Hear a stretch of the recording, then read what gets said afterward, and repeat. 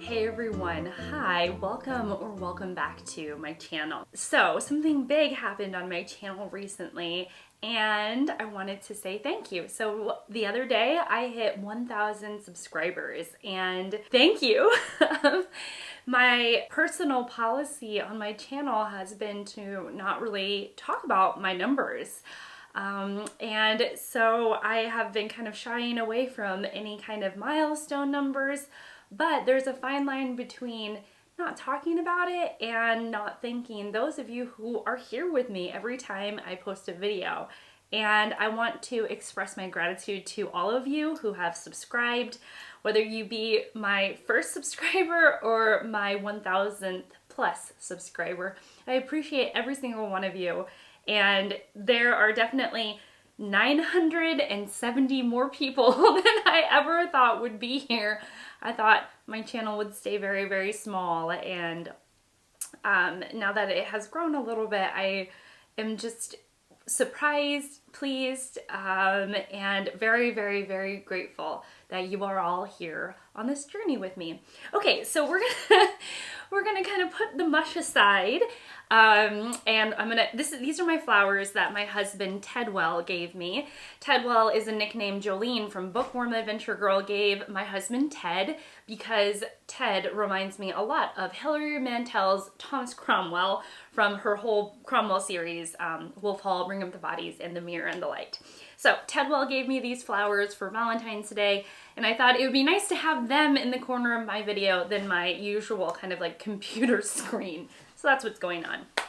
Okay, so we are doing Jim's Books, Reading, and Stuff, Booktube's numbers tag. And this is actually perfect because I didn't do a wrap-up of my stats at the end of the year, and this is a very statistics heavy or a numbers heavy tag, so it's perfect for people like me who didn't dig into their stats at the end of the year. It's also part of Jim's tag efforts. Jim has spent so much time and created so many wonderful tags for our wonderful community. I have participated in a number of them, but if you are interested in looking at Jim's wonderful, wonderful, wonderful tags, I'm going to leave his channel linked down below, and you all can just see his creativity at work through all of the tags that he has created in the last year or so. I mean, he's just done so well with the creation of coming up with questions and themes to talk about, and love Jim and his tags, okay? So there we go, I'm done gushing about Jim. And we're gonna do the Booktube numbers tag. Oh my goodness. Is that what it's called? Booktube numbers tag. So question number 1, what was your first Booktube video? So my first Booktube video was a June TBR video.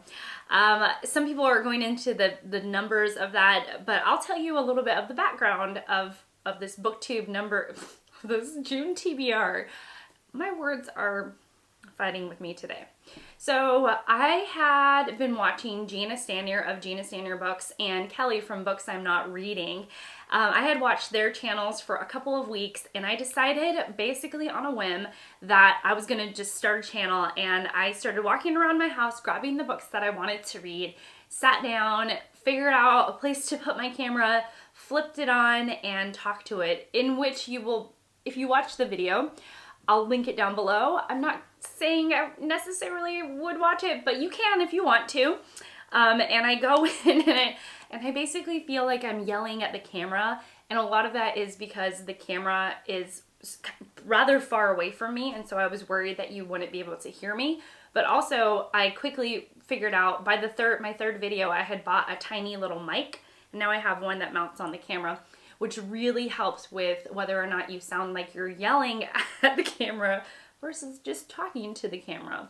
So you're welcome to go and look at that, but for me it's slightly embarrassing, though it represents me just kind of going for it, making a video for YouTube, and I'm proud of myself for that. Question number 2, how many books are you currently reading? So I am reading 4 books. This is fairly normal for me. I read 4 to 5 books at a time, And I had some questions recently, mostly from Deb, who is one of the wonderful ladies that I read quite a bit with.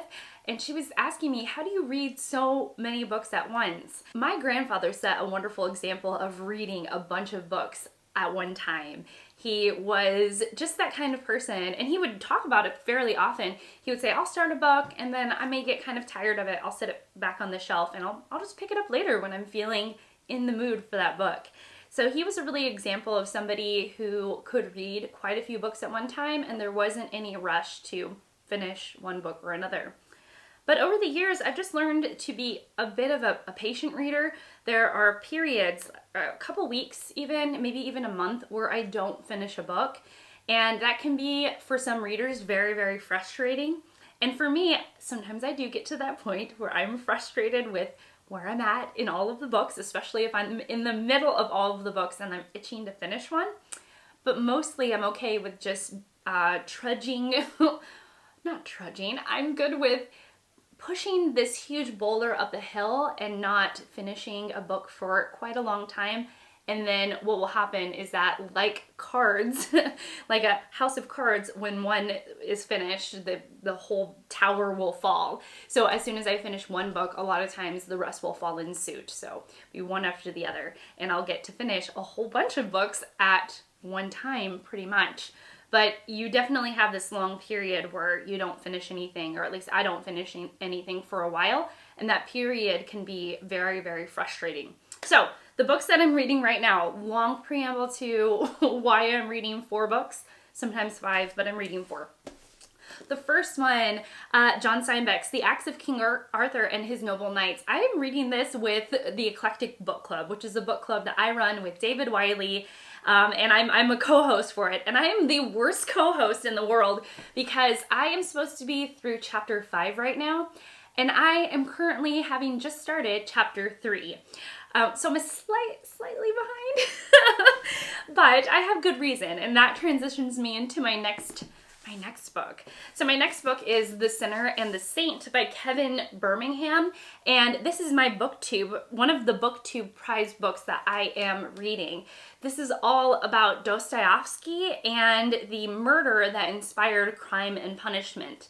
Though right now, at the very beginning, I'm getting a lot of Russian history and what Russia looked like during the time of Dostoevsky's, is that right? Dostoevsky's life. I have not read Crime and Punishment, and I feel like it would be behoove me to pick it up to accompany this book that's all about the novel Crime and Punishment and Dostoevsky and Russia during that time, the 1860s about. So I'm reading this, and it is one of the reasons why it's taken me a little bit longer to pick up and make a lot of progress with John Steinbeck's book, because the Booktube prize has a deadline on it, and I want to make sure that I have all of my Booktube prize books read, whereas I know that my book club with David Wiley will forgive me for not quite being on pace with King Arthur, The Acts of King Arthur and His Noble Knights.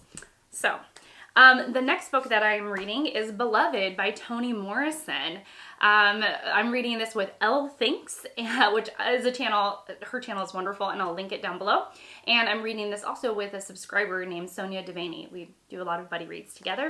And then the final book, which has just been sort of that one book that I've put aside, and it's been a little bit of a challenge to pick it up in a timely manner, and that is Voltaire's Candide. I am enjoying it. I am just noticing that I have a lot of other books that are drawing my attention to them a little more effectively than Candide is, and I haven't really formed any new thoughts about it since I talked about Candide last. So there we go. Okay, I actually switched around a couple of the questions because they'll make more sense. But so question 7 is, how many pages long is the book you are reading? But how many pages long are the books that I'm reading? So Beloved comes in at 275. Candide is 236 pages, which is kind of deceiving for this little tiny book. The Acts of King Arthur and His Noble Knights is 216 pages, but if you included the appendix in the back, which includes some of Steinbeck's diaries and his thought process through writing this book, then it would be 402 pages. And then I have my notes here. The Sinner and the Saint is 355 pages. Question 3, what were the top 3 books that you read last year? So coming in, I'll leave my top 10 my best and worst of books of 2021. I have 10 wonderful books that I highlight and 1 book that didn't work for me. But you will see my 3rd pick in that video will be Mrs. Dalloway by Virginia Woolf. My first introduction to Virginia Woolf and absolutely worth the read. Really interesting stream of consciousness writing, and the time period in which she's talking about is wonderful. Coming in at number 2 was Catherine the Great by Robert K. Massey, this massive biography about Catherine the Great, and really a fantastic, very fast-paced read for being a biography. You wouldn't really think that, but in the hands of a skilled writer like Robert K. Massey, Catherine's life was immensely readable and very, very enjoyable. And then my number 1 book from last year was An Unnecessary Woman by Robbie Alamendane. And it was just a fantastic book about a woman living in Beirut who is in love with books and reading. And I just, for whatever reason, made a huge connection with her and with her character and her struggle. And even though the book was spoiled for me, it didn't deter my reading experience, and I just love the book so much and highly recommend it. Question number 5, how many books have you rated as 5 stars this year? So I've read 12 books, and the star rating system is a really odd one for me to talk about. So I never talk about 5-star books on my channel, and mostly because I feel like they lack a lot of nuance.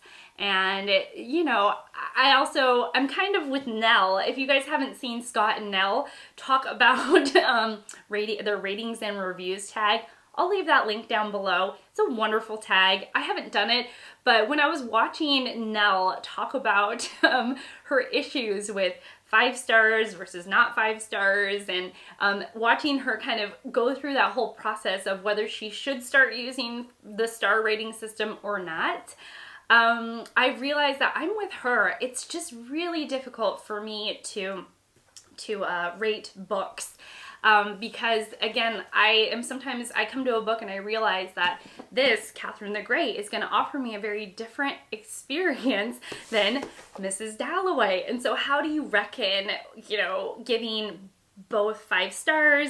Am I just rating my experience? Am I, you know, all of that stuff. So 5 stars the star system is very complicated for me, and I would much rather just talk about what worked for me in the book, what didn't work for me in the book, and give you some information as to whether this book will work for you or not, which often means that it takes words rather than stars. I understand though that the star rating system is a language thing. It helps us have a commonality in language, and we're able to express very easily whether something was a good read or a not good read by saying it was a 5-star read, it was a 4-star read, and so on and so forth.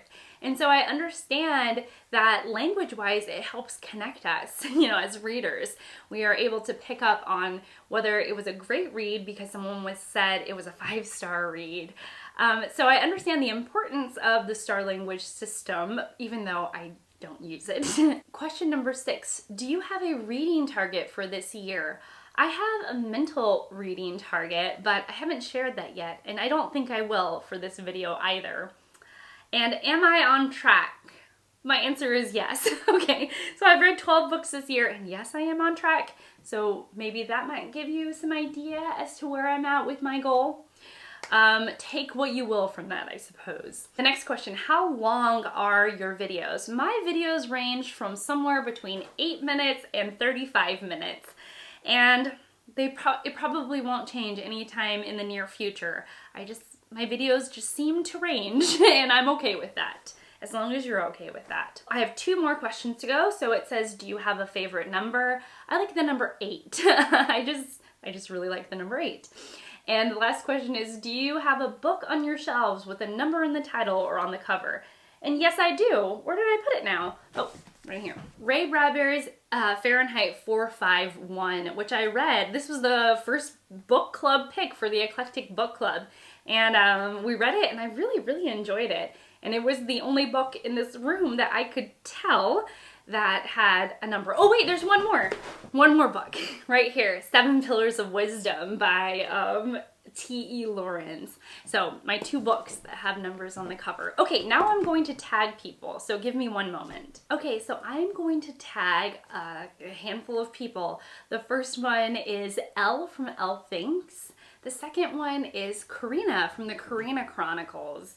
I'm going to tag Jolene from Bookworm Adventure Girl, Sandy from Miss Reads a Lot, and then the 2 ladies I mentioned before, Gina of Gina Stand Your Books and Kelly from Books I'm Not Reading. So that's it from me. Do the tag if you want to do the tag. Don't do the tag if you don't want to do the tag. And I'm just so glad to be here and share this time with you. So thank you so much for being here. Thank you so much for watching, and I will see you all in my next one. Bye guys.